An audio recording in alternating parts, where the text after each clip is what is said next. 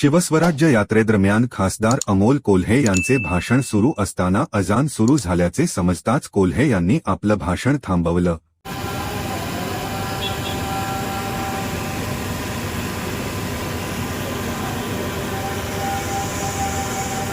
अमोल कोल्हे यांच्या भाषणादरम्यान अचानक अजान सुरू झाल्याचा आवाज कानावर पडला आणि अजान सुरू झाल्याने खासदार अमोल कोल्हे यांनी आपलं भाषण तात्काळ थांबवलं.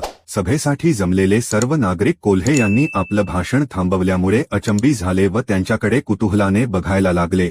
सभेदरम्यान उपस्थित असलेल्या नागरिकांना त्यानंतर कळाले की अजान सुरू झाली आहे आणि त्यामुळे अमोल कोल्हे यांनी आपलं भाषण थांबवलं आहे. अजान संपल्यानंतर खासदार अमोल कोल्हे यांनी पुन्हा आपल्या भाषणाला सुरुवात केली आणि आपले भाषण सुरू करतानाच खासदार अमोल कोल्हे यांनी परधर्माचा देखील आदर करणं ही शिकवण छत्रपती शिवाजी महाराजांची आहे आणि त्यामुळे आपण परधर्माचा देखील आदर केला पाहिजे असे उद्गार काढताच नागरिकांनी अमोल कोल्हे यांच्या उद्गाराचे टाळ्यांनी स्वागत केले.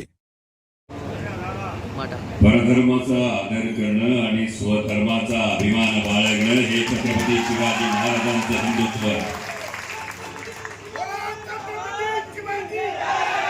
आणि छत्रपती शिवाजी महाराजांच्या स्वराज्याविषयी आजही 350 वर्षांनंतर बोलल्यानंतर तुमची माझी मान अभिमानानं ताठ होते. का ताठ होते? कारण छत्रपती शिवाजी महाराजांचं स्वराज्य कुणा एका घराण्याचं नव्हतं, कुणा एका व्यक्तीचं नव्हतं, ते सर्वसामान्य रयतेचं होतं. छत्रपती शिवाजी महाराजांचं स्वराज्य मूठभर वतनदारांवर अवलंबून नव्हतं, तर ते लढणाऱ्या सर्वसामान्य रयतेवर अवलंबून होतं. आणि हा शिवविचार जर शिरपूरच्या मातीत रुजायचा असेल तर वतनदारीची चूल झुगारून देणं ही ती वेळ आलेली आहे भावांनो.